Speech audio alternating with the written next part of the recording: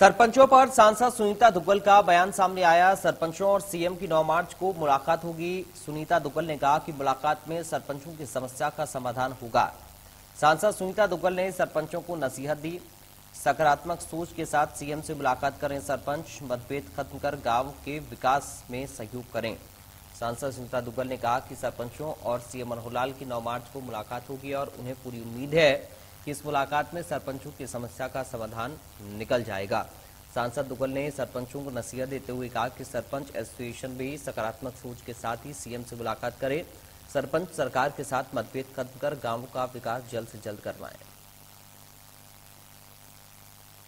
देखिए, ऐसा कि मुझे जैसा कि पता लगा है आप लोगों के माध्यम से कि 9 तारीख को माननीय मुख्यमंत्री जी ने जो उनकी एक कमेटी है उसको बुलाया है और मुझे पूरी उम्मीद है कि इसके अंदर एमिकेबली जो है वो दोनों पक्ष बैठकर और किसी न किसी निर्णय पर पहुंचेंगे कि देखिए कितने दिनों के बाद तो हमारे जो है वो सरपंच साहिबान जो है वो बने हैं और एक सरकार, छोटी सरकार जो है नीचे बनी है, और अगर हमारा ये समय भी जो है वो आपस में इस तरह से जो है मतभेद से निकल जाएगा तो हमारा विकास कब होगा। तो मेरी आप लोगों के माध्यम से गुजारिश है कि माननीय मुख्यमंत्री जी के साथ जो कमेटी जाएगी वो कुछ ना किसी एक सॉल्यूशन पर, किसी ना किसी एक बात पर वो पहुंचे, ताकि ये जो बीच में जो ये जो मतभेद हैं ये सब खत्म हो और उसके बाद हमारा इलाका जो है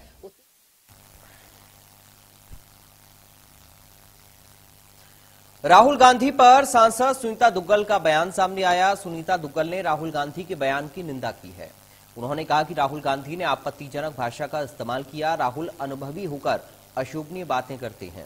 विदेश जाकर देश की एकता अखंडता की बात करनी चाहिए।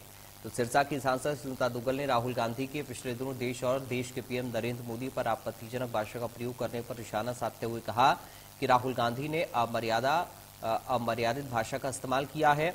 विदेश में जाकर हम सब भारतीयों को देश की एकता और अखंडता के लिए बात करनी चाहिए। राहुल गांधी इतने अनुभवी होकर इस अशोभनीय ऐसी बातें करते हैं। सुनीता दुग्गल ने राहुल गांधी के बयान की निंदा की।